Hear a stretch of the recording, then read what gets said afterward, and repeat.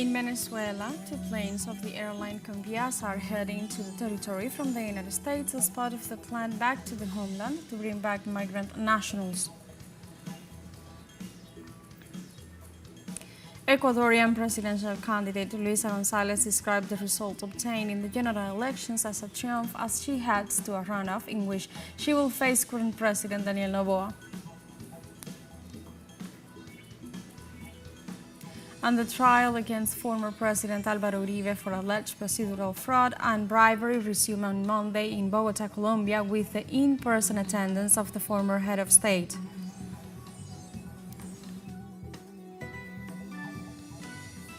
Hello and welcome to From the South. I'm Alejandra Garcia from teleSUR Studios in Caracas, Venezuela. We begin with the news. Stay with us.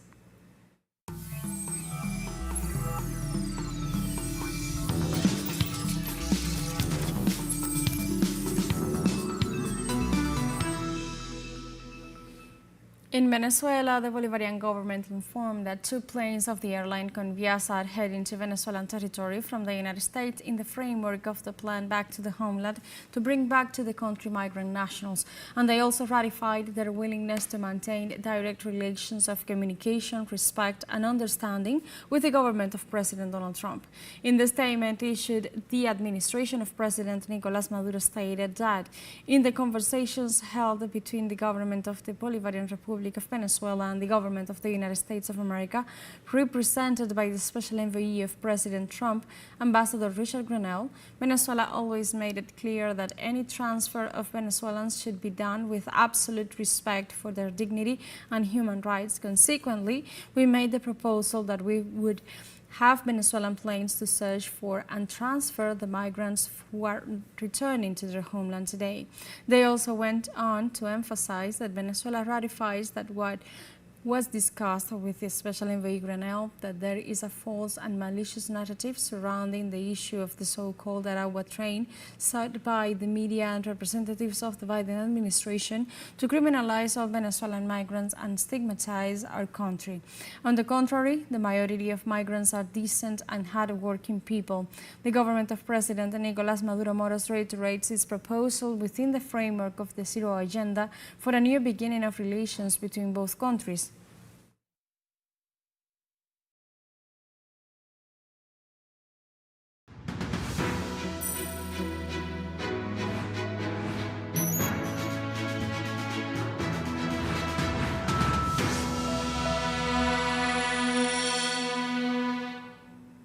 In Ecuador, the presidential candidate for a citizen revolution, Luisa Gonzalez, described as a triumph the results obtained in the general elections, whose preliminary vote counting grants her advancement to the runoff and to be measured against the contender Daniel Noboa.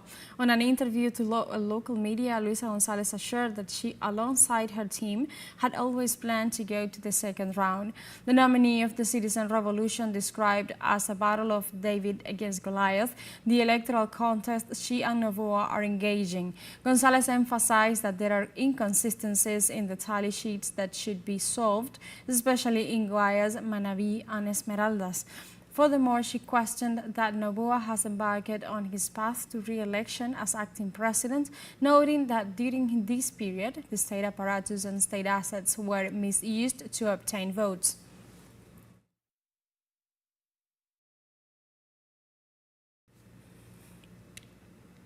Luisa Gonzalez, presidential candidate of the Citizen Revolution Party, addressed her supporters minutes after the National Council's pronouncement expressing her gratitude to the Ecuadorian people. Let's listen.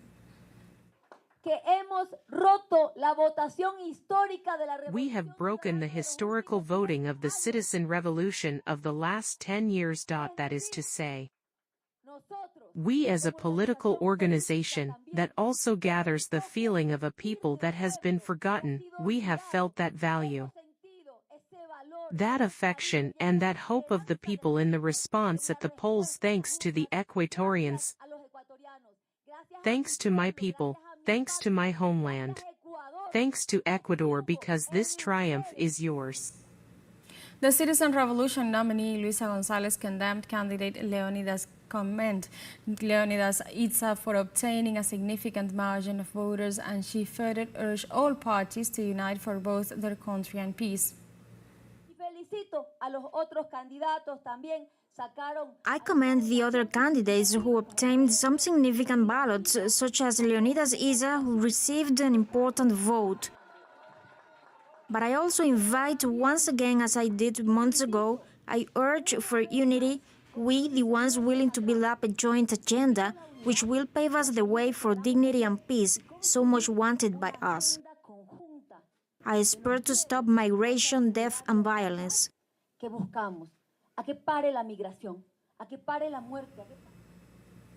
The president and candidate for re-election, Daniel Noboa, suspended the event he had planned due to the adverse results. Noboa and his campaign team had prepared for Sunday night an appearance in front of his supporters in a hotel in Quito, but the summon was cancelled. Noboa did not make any statements during the whole electoral day and was only seen when he went to vote very early in the morning. In social networks, they reapproached the president's attitude and accused him of lacking character and leadership.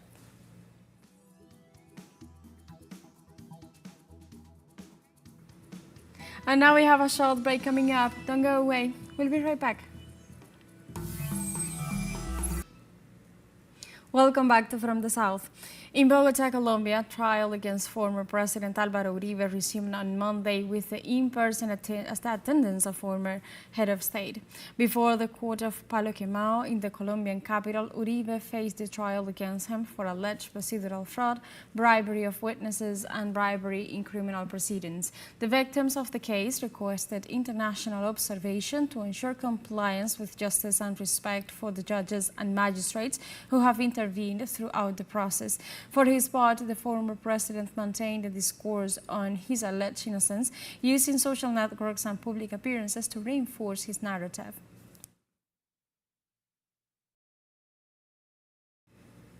In the United States, President Donald Trump announced the imposition of 25% tariffs on steel and aluminum imports starting this Monday, February 10th.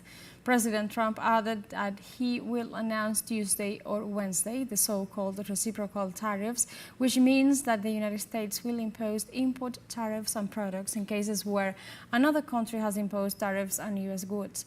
The U.S. president had already imposed tariffs on 15% on steel and 10% on aluminum during his first term, although he later granted duty-free quotas to allied countries and blocs including Canada, Mexico, and Brazil. According to experts, the measures announced by Trump threaten to unleash trade wars with the entire world.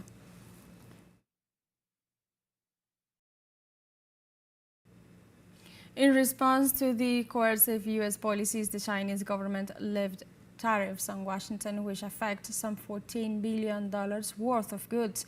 Chinese taxes that range from 10 to 15% are targeting U.S. exports on liquefied natural gas, coal, crude oil, and agricultural machinery, as well as some automotive products. The Chinese embassy to Washington confirmed the measure has been enforced as of Sunday, February 9th.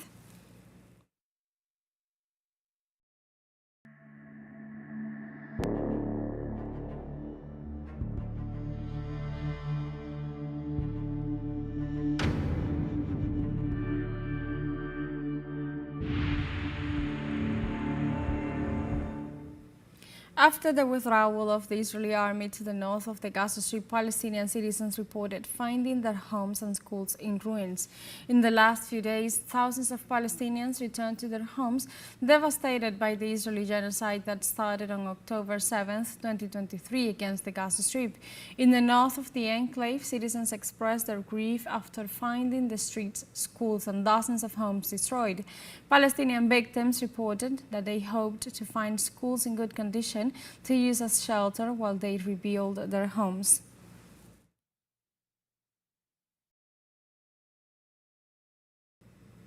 Meanwhile, in the United States, President Donald Trump reiterated his controversial proposal to take control over the Gaza Strip.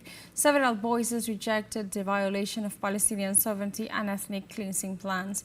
The U.S. president said that Gaza should be considered a great real estate site and that other Middle Eastern countries could take charge of rebuilding the war-torn enclave. He also described the war-torn territory as a place of demolition, assuring that his administration will be committed to owning it to prevent actions by Hamas. Trump also claimed that displaced Palestinians preferred not to return to Gaza, sparking outrage from most of the international community.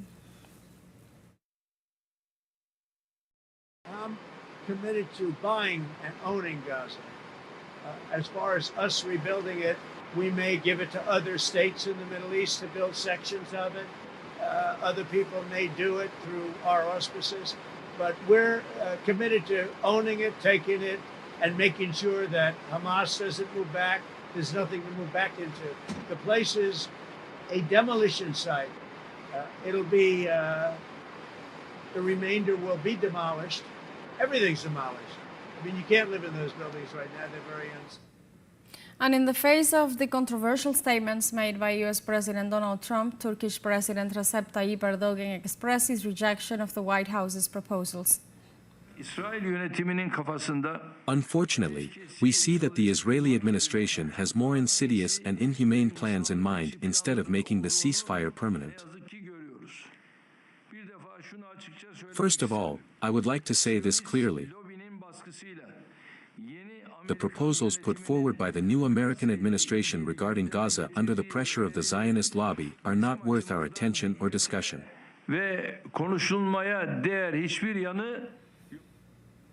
Erdogan also expressed his rejection of any attempt to force Palestinians from their ancestral lands. No one has the power to displace the people of Gaza from their eternal homeland that has been around for thousands of years. Palestine, including Gaza, the West Bank and East Jerusalem, belongs to the Palestinians. The people of Gaza, who have not left their lands despite all the cruelty, savagery, and attacks of Israel, will continue to stay in Gaza, live in Gaza and protect Gaza. In Iran, citizens celebrate the 46th anniversary of the Islamic Revolution in that country with the emblematic march of the 22nd of Bahman. The demonstration began in several cities of the country at 9 a.m. local time. On the evening of February 9th, Iranians gathered in Asadi Square, Tehran, where a fireworks ceremony was held to commemorate the beginning of the week of the national holiday. Every February 11th, the Iranian people reaffirmed their loyalty to the ideals of the Islamic Revolution, and numerous mass deportations expressing their unity and commitment to the defense and sovereignty of the nation.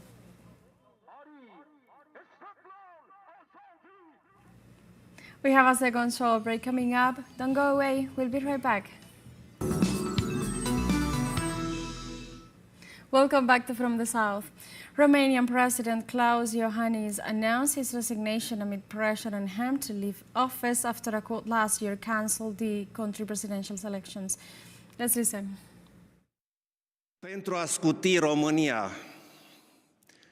In order to spare Romania and the Romanian citizens from this crisis, from this useless and negative development, I resign from the office of President of Romania.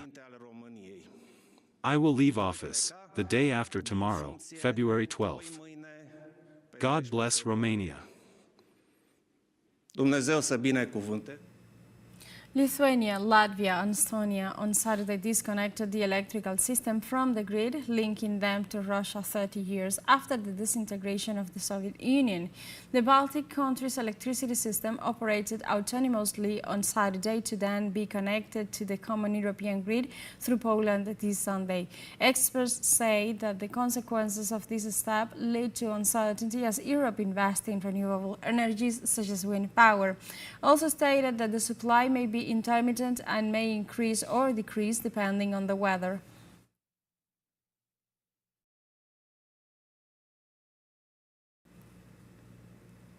Venezuelan Vice President Delcy Rodriguez arrived in India to participate in the third annual edition of the Energy Week and to review issues on the bilateral agenda. The event, to be held in New Delhi from February 11th to 14th, will be attended by more than 75,000 experts from at least 120 countries, during which Vice President Rodriguez will present the Venezuelan model to overcome imperialist sanctions and blockades, which has allowed the nation to open its way as a key player in the world energy market. India and Venezuela maintain brotherly relations and share views on international political and economic issues.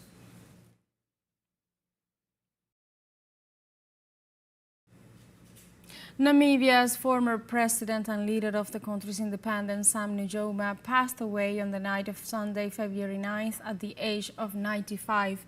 In 1960, Nujoma became the first president of the Southwest African People's Organization, leading the guerrilla fight against the South African occupation and the apartheid policy. In the 1970s, Nujoma combined armed struggle and diplomatic activism, gaining wide international support. In 1990, Nujoma became Namibia's first president and served 3 terms in office. With independence achieved, Sam Nujoma promoted a policy of national reconciliation to leave behind the vestiges of decades of colonialism, racial discrimination, and demonization of SWAPO.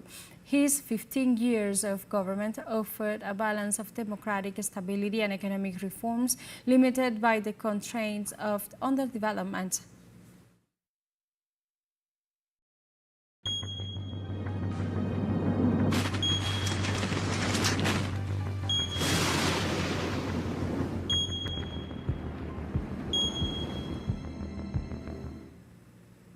In China, rescue operations are underway Sunday following a landslide on Saturday that killed 1 person in the southwestern province of Sichuan.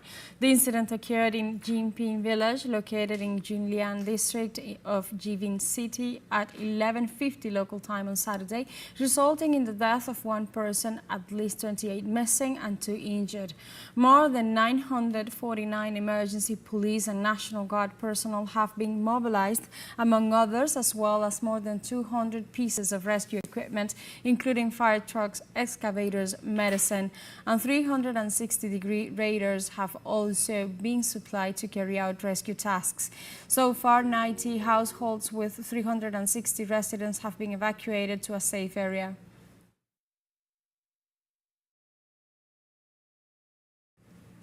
Forest fires in southern Argentina devour more than 36,000 hectares in several towns and 2 national parks in the provinces of Chubut, Rio Negro, and Neuquén. According to official sources, the concentration of these fires represent a serious threat to the country's biodiversity and ecosystem. The situation has mainly affected the Lanín National Park, where more than 15,000 hectares have been burned, and despite intense firefighting efforts by the authorities, the fires are still active.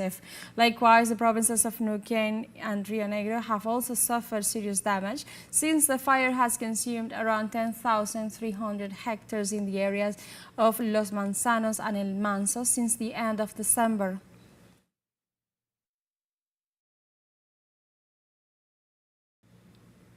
In this context, a new forest fire broke out near the city of Bariloche and threatens dozens of homes. Images were shared on social media of the new fire that broke out at around 9 p.m. local time in the area of Barra del Mireco. The flames, fueled by the wind and dry vegetation, spread rapidly, so neighbors had to act rapidly and try to contain the fire. Local authorities also deployed fire brigades and volunteers firefighters. The fire caused a power outage in several areas.